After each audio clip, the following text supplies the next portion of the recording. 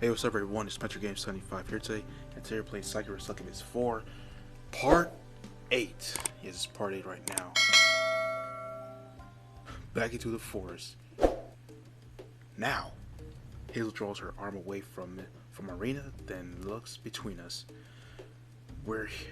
Here are the rules for this little test of mine. We'll split up into 3 groups of 2, like I said, with nothing but flashing lights to guide us. There will be 1 flashlight per group. I've been jogging around here every day, and the last morning I stumbled upon this creepy abandoned shrine, buried deep into the woods. I think that's going to lead back to the, that shrine where all the were back in Sakura Succubus 3. Yeah, that's where it's going to lead us to. I have a feeling that I wanted to look for this shrine. The first group who gets there will be the winners. Do you have any questions? I do, though. It's more of a complaint, really. Why are you so angry already? Sheesh. Yeah, for some reason. I ain't surprised. What's about you? It won't be much of a competition if you know where this shrine is already. Your team will have an unfair advantage.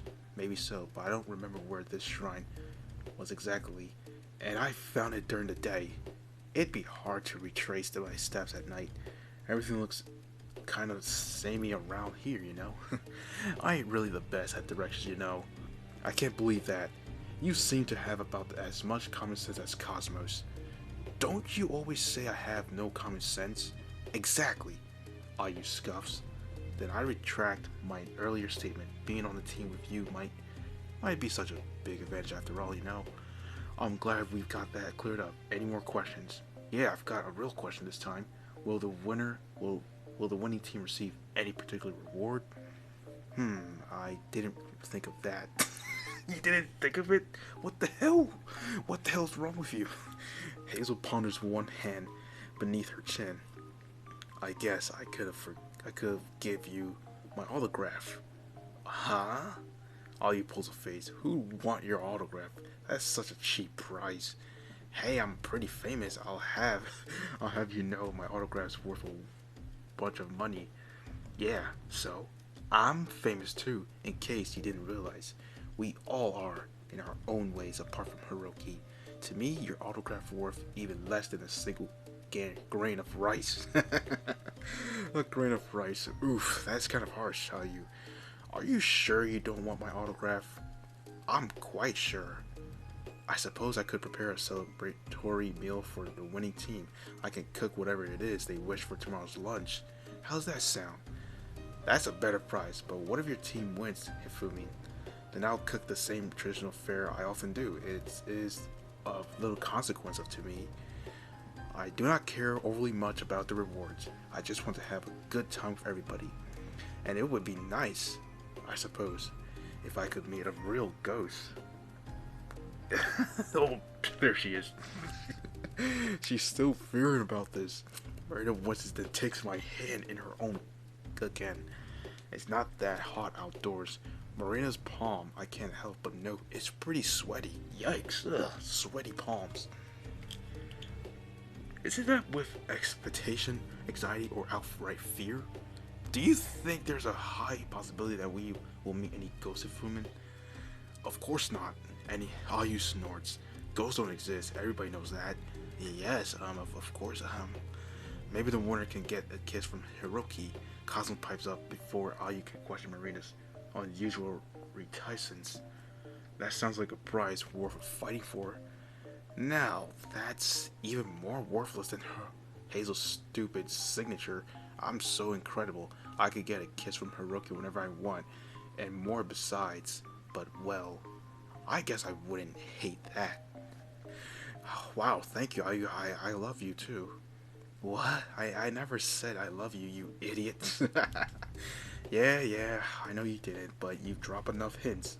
They're not all that subtle either, you know. I hope you didn't think I'm stupid. I don't think you're stupid, per se, but I have often questioned your intelligence.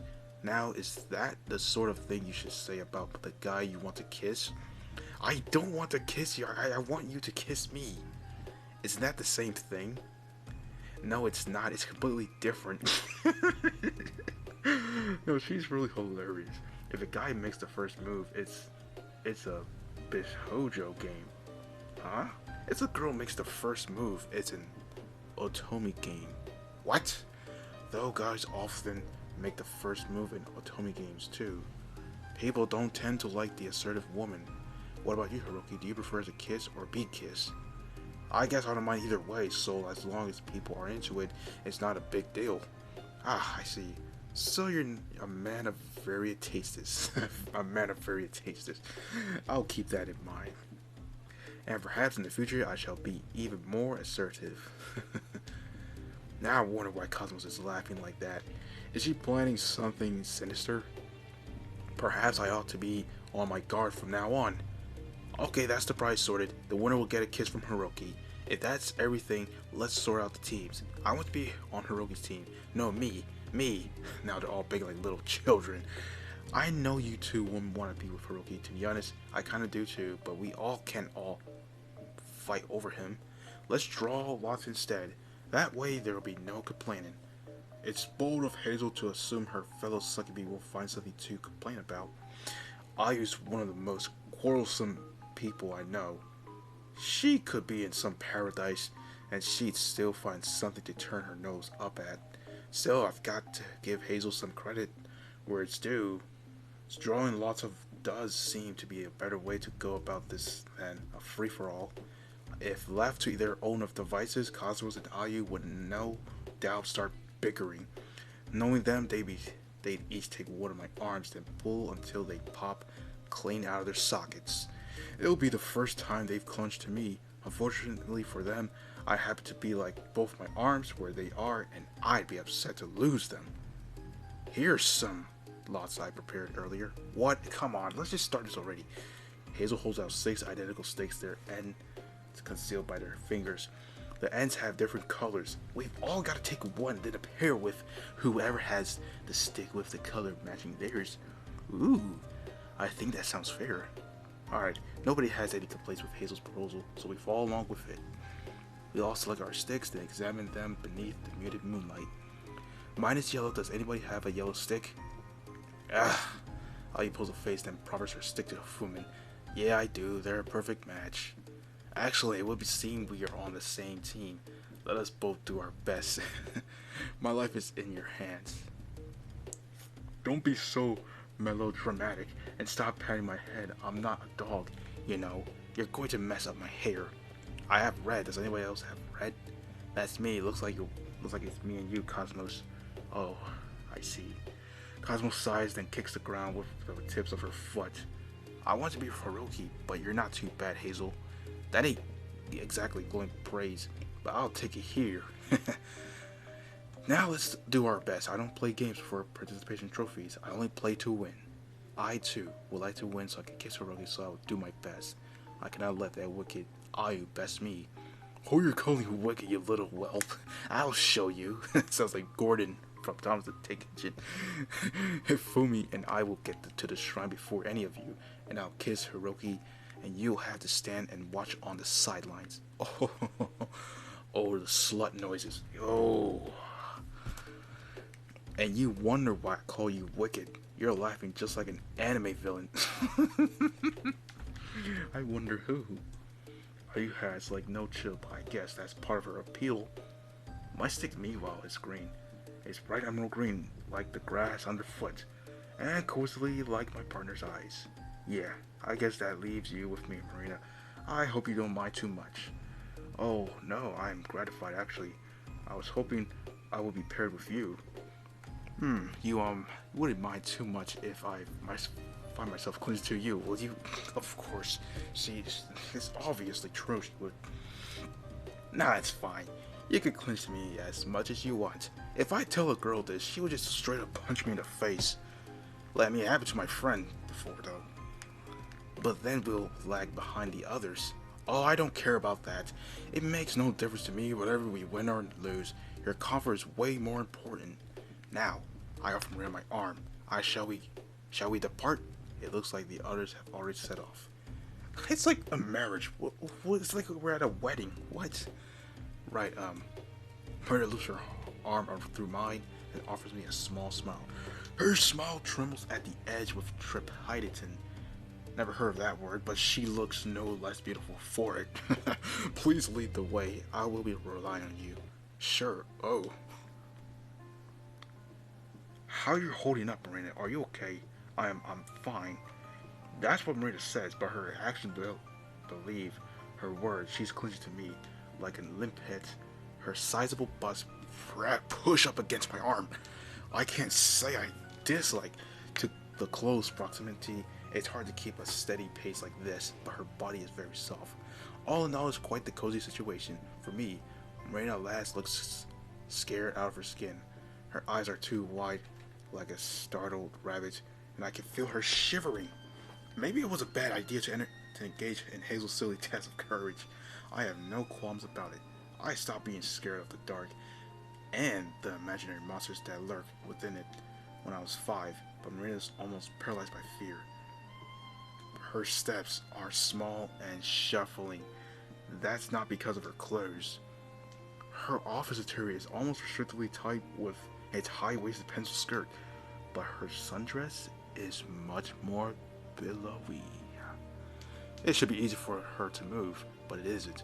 We're almost definitely going to come in the last in this little contest. Not that I mind overly much. I don't care about winning. I do, however, care about Marina. That's one thing. Are you sure you're okay, Marina? Yes, I'm sure. There's no probably. I am utterly, completely. Yeah. Marina's voice cuts off, seguing into a scared squeal as she clings to me. And distinct shape, only partially illuminated by my flashlight, darts across our path. The undergrowth rustles, then consumes it, hiding it from view. Oh my goodness. Marina stares at me, speeding my brown eyes with her own wide, surprised ones. What in the world was that, Hiroki? Do you think it was a ghost? I doubt that. I don't know, seems a bit too corporeal for me for that. Not to mention small and furry. Then, was it a monster? I suppose it could have been a baby monster. But I think, though, can't tell. It was a little hard to see. It was a rabbit. Bugs Bunny. A rabbit, Oh, I do hope so. Marina exhales. Some of the tension slips from her shoulders, but she doesn't draw away from me. She's clinging to me as though for her dear life. I retract everything I said earlier. I was trying to appear strong, but I cannot keep up the pretense with you. This is simply awful. I can't stand it. I like going for walks in the forest during the day, but it's no fun at all at night. It's so dark, I can scarcely see, even with the flashlight, and the trees look like grasping claws. There's no telling what is hiding away in the undergrowth, and it's so cold. I don't understand how anybody could enjoy this. Hazel must be insane, and Hifumi too. Oh, they're all just as bad as each other. Maria's been soldering on for a good 20 minutes, almost surgically attached to my arm, but I think she might be nearing her limit. I'm afraid if I keep pushing, she'll have a breakdown. Maybe I should suggest a retreat. That would, in all likelihood, be our best move. I don't want Marina to suffer pointlessly, not over something that's supposed to be fun. Are you sure you want to keep going? I have no choice but to.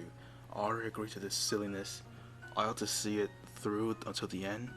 You might have, but there's no shame in changing your mind. You're trembling like a leaf, and I can hear your heart thudding. You're clearly not cut out for this. Why don't we go back to the beach house? I can text Hazel and tell her we're bailing on the competition. I'm sure she won't mind.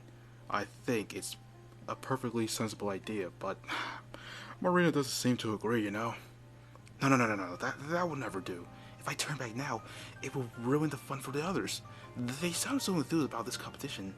As their older sister, I wouldn't want to let them down.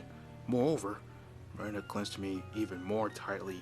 If such a thing is possible, her brow furrowed with concern. I wouldn't want them to realize that I'm afraid of monsters. It will ruin my credibility. I mean, they wouldn't have to know. I could think of some excuse. Maybe I could say you sprained your ankle and nobody would judge you then, right?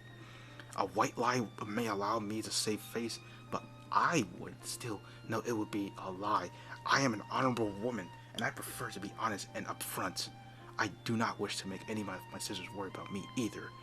As their elder and their better, it is my job to fuss about them, not the other way around.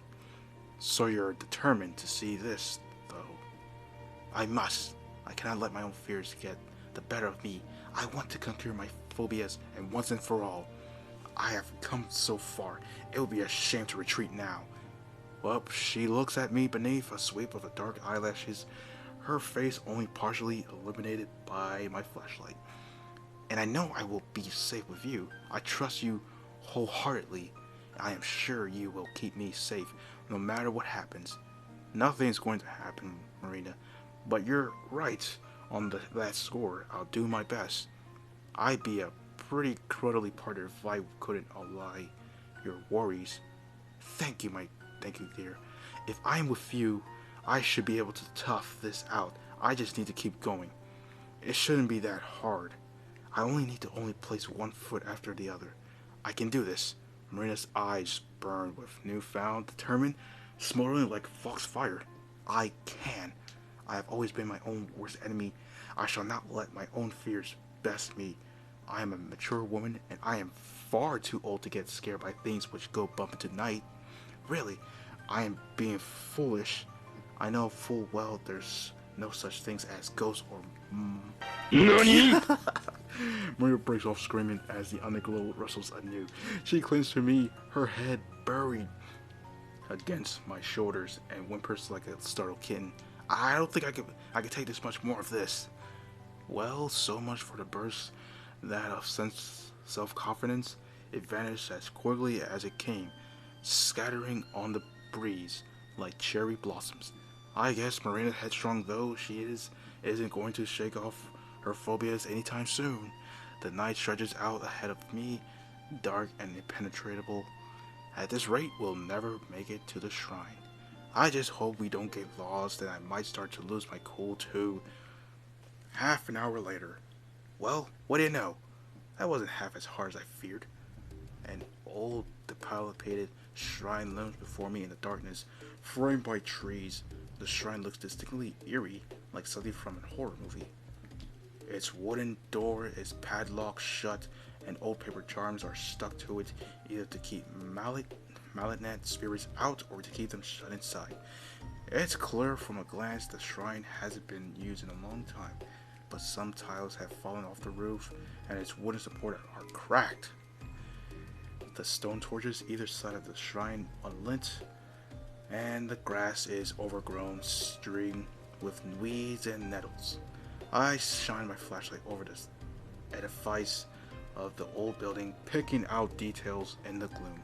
It's not a large shrine, but I wouldn't be surprised if it caved under its own weight. It looks distinctly worn, eaten, and gone. When was the last time anybody came here to pray? Probably 500 years ago. For all I know, it might have been 20, 10, hell, even 50 years. I wouldn't say 50. I don't feel too perturbed as I gaze upon it. Instead, I feel a strange kind of sympathy. There is something very sad and lonely about this run-down building. I'm sure somebody must have cared for it once in the past, but the priest who tended it, in all of its likelihood, too informed to wade through the forest to unlock the door and sweep its old stone steps. That or they long dead. It looks like we're the first ones here. I shine a light about the dirt and grass, but I can't see any footsteps. The place looks more or less untouched. Hazel, Fumin, and Cosmos are conspicuously absent. I guess it really didn't matter that Hazel had been to this shrine before. Her sense of direction is every bit as awful as she promised. Does that make us winners? I can't exactly kiss myself. I turn to Marina smiling. But you're more than welcome to claim your prize if you want it. Do you want a celebratory kiss? Marina doesn't respond. She stands a few feet away from me, hands clenched at her front, her eyes wide, too wide, as she stares at the shrine. She didn't say all that much during our trek through the woods, but now she's completely silent. She's standing still and stiff as the post which supports the shrine. Were it not for the billowing of her white sundress, which flutters about her legs, I worry she'd turn into stone. Marina, are you okay? Still, she says nothing. She looks utterly dumbfounded.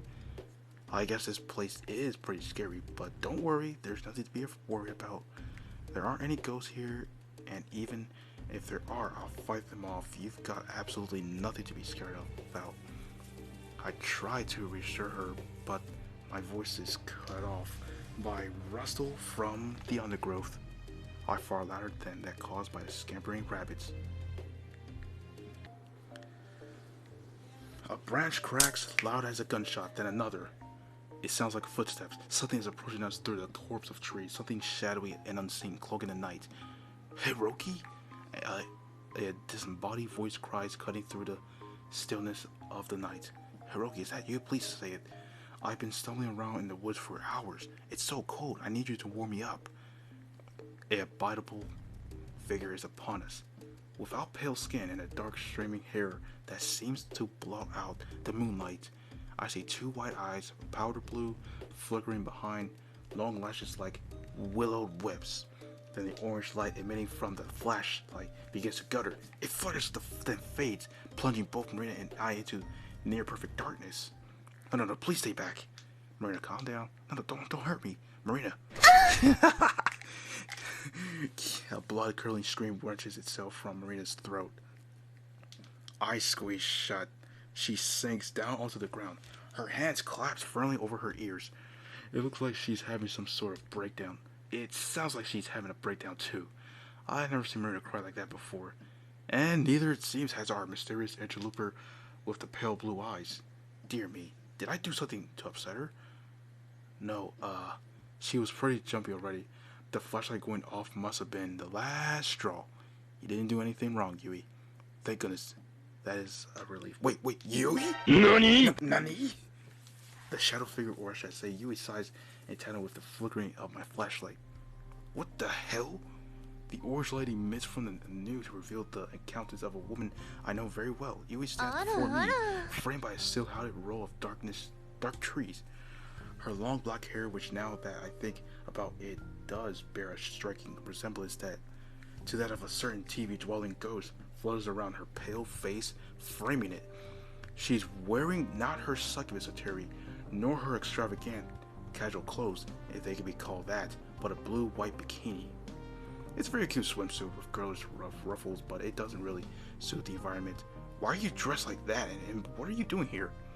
Oh, that, Yui glanced away, uncharacteristically fluttered, and pressed the tip of her index finger together. A pale pink blush captures her cheeks, and her eyelashes quiver. It's a long story. You see, I've heard you were all going on a summer vacation, and I thought it might be fun to join you. I didn't want to be left out. Well, that's fair. I don't think anybody enjoys being excluded unless you're a particular type of masochist. Sorry about that. I would have invited you along if I known you wanted to come, but wait, I paused my bro for it. I thought I did invite you here, and you refused. Did you say you were too busy running the succubus room in time to take off? Yes, indeed, I was busy. Horribly busy.